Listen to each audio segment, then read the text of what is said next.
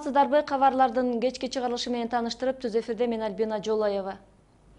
Ысык Көл облусунда өз баласын сатып жиберген деп шектелген келиндин окуясы иликтенүүдө. Облустук милициянын маалыматына караганда 2013 жылы Ак Суу районунун тургуну 3,5 жаштагы уулун караколдук бир үй бүлөгө 25 000 сомго сатып жиберген. Наристени сатып алгандар ал келин бала багууга чамасы жок болгонун айтууда. Учурда милиция териштирүү жүргүзүп жатат. Эгер укуктук негиз аныкталса, кылмыш иши козголот. Өткөн аптада Таласта ажырашкан үй бүлөнүн атасы баласын нарынга сатып жибергени тууралуу кабар чыккан.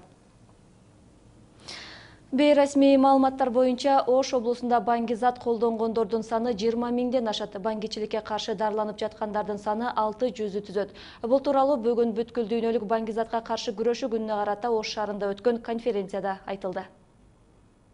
Максат алдын алуу, жаштарды ошол баңгичиликтен алдын алуу, баңгизаттарга берилбөсүнө жолдорду тосуу.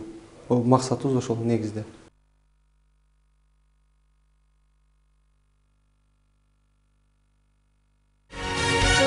Эдилбек кызы кечки чыгарылышыбызда токтолот.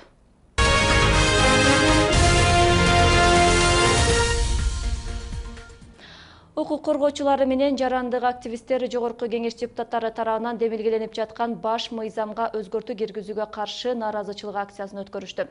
Митинг катышуучулары парламенттин 3 фракция лидерлеринин жана президенттин аппарат жетекчиси Данияр Нарымбаевдин чийилген сүрөттөрү түшүрүлгөн плакаттарды илишти. Акция уюштуруучулары баш мыйзамдан колуңду тарт деп кыйкыргандан кийин милиция кызматкерлери аларга митингдин ордун которууну сунушташты. Ал эми митингге катышуу үчүн келгендер ак үйдүн батыш эшигине чейин марш менен өтүп, акцияны ошол жерде улантышты. Биз буга жол бербейбиз. Эгерде ошондой бузуку метод менен, одоно мыйзам бузуу менен өзгөртүңөр, анда силер жоопко тартыласыздар. Бүгүн болбосо эртең тартыласыздар. Башка жаңылыктардан.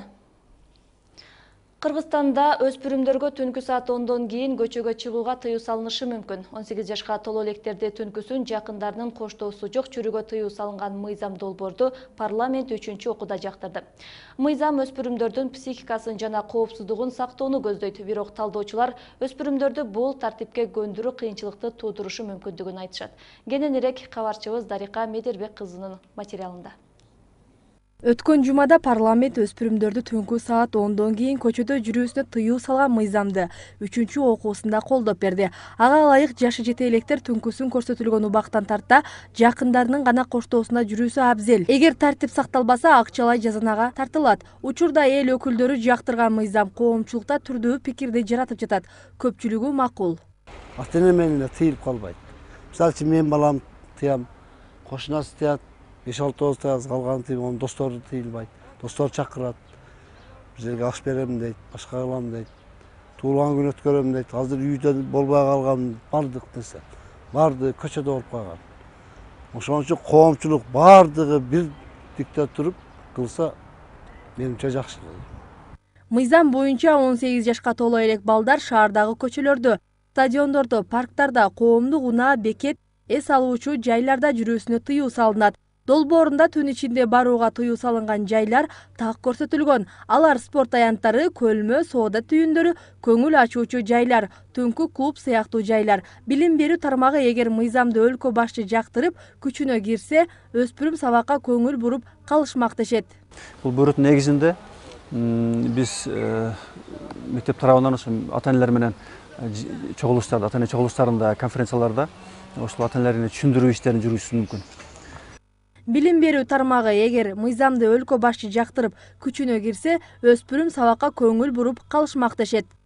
Ал балдардын укугун коргоо конвенциясында карай турган болсок, анда биз балдардын укугунда чектеп коебуз. Эгер конвенцияга негиздей турган болсокчу.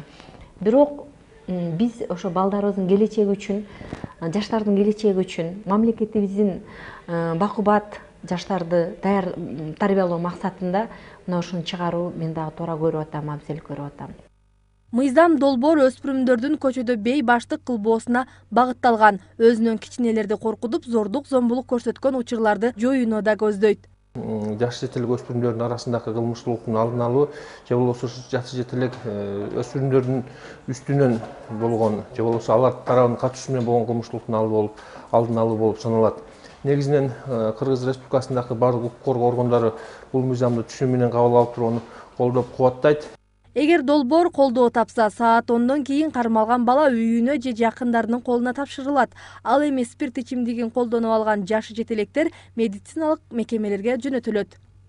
Талапты аткарбагандарга карата акчалай жазанын суммасы бекитилген. Жооптуу жарандар 300дөн 500 сомго чейин төлөсө, кызмат адамдары 500дөн 1000 сомго чейин, ал эми юридикалык жактар 1000 сомдон 1500 сомго чейин айып пул төлөшөт. Учурда мыйзам долбоор президентке жиберилген. Дарика Медербек кызы, Айдын Токтосунов, Ынтымак. Кыргыз Газпром Кыргызстан газга болгон тарифтик саясатты өзгөртүүнү сунуштоодо. Бул тууралуу бүгүн премьер-министр Темир Сариев менен болгон газ тартуулуучу объектилерди инспекторлоо учурунда компаниянын башкы директору Болот Абилдаев билдирди. Абилдаевдин айтымында учурда өкмөттүн газга болгон тарифтик саясаты экономикалык реалдуулукка дал келбейт. Учурда тариф мамлекет тарабынан дотацияланууда. Биз бирок ар дайым мына ушинтип тура албайбыз. Андыктан 5 жылга тарифтик саясатты иштеп чыгууну сунуштайм. Компания киреше таап, андан тышкары чыгашаларын табуусу керек деди ал. Тарифтик саясатты карап көрүү боюнча Газпром Кыргызстан ишканасы өкмөткө атайын документ жиберген эмес. Эскерте кетсек, көгүлтүр отко болгон тарифтик бааны энергетика жана өнөр жай министрлигине караштуу отун энергетика комплексин жөнгө салуу боюнча мамлекеттик агенттик аныктайт. Июнь окуясынан кийин тынчтыкты куруу фонду иштеп баштаган. Бүгүнкү күнгө чейин өлкөнүн бардык аймактарында улуттар аралык биримдикти чыңдоо максатындагы иш-чаралар өтүлүп, элдин ынтымагын бекемдөөгө салымын кошуп келе жатат. Негизги булардын максаты ошол район шаарлардагы улуттар аралык маселелерди колго алып, эл менен тыгызыраак иштөөгө багыт алган. Бизде мындай коомдук кабылдамалар Ала-Бока районунда, Ноокeen, Базар Коргон, Сузак райондорунда, ошондой эле Жалал Абад шаарында ачылган. Бул коомдук кабылдамалар атайын айлык алып, атайын кызматкерлерди алганбыз. Алардын баары ушу бүгүнкү күндө ушул эң актуалдуу маселе болгон элдердин этникалык аралык маселелерди чыңдоого көп көңүл буруп атабыз. Мына ушул сыяктуу Бириккен Улуттар уюмунун колдоосунда өткөн иштердин натыйжасы бүгүн Ошто талкууланды. Толукталган материалды кечки чыгарылышыбызда сунуштайбыз.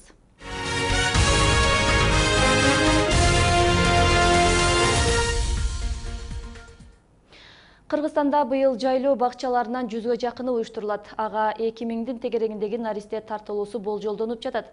Жайлоо бакчалары мектепке чейинки билим берүү мекемелеринин жетишпегендиктен альтернатив жол катары ишке ашырылууда. Типовой балакча куруп берет айылдар деп күтө берсек, биз убакыт туруп жатабыз да. Мына 20 жылдын ичинде биз 3 поколение, 3 муун балакчага барбай чоңоюп калды.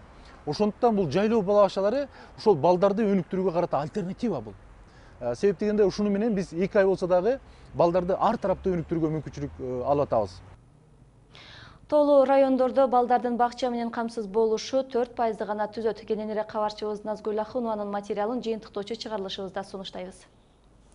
Бул сиздерге жеткирип үлгүргөн акыркы кабарлар болду. Ушул жана башка маалыматтар биздин сайтта да жайгаштырылган. Ал үчүн Ынтымак Чекит KG сайтына чакырам.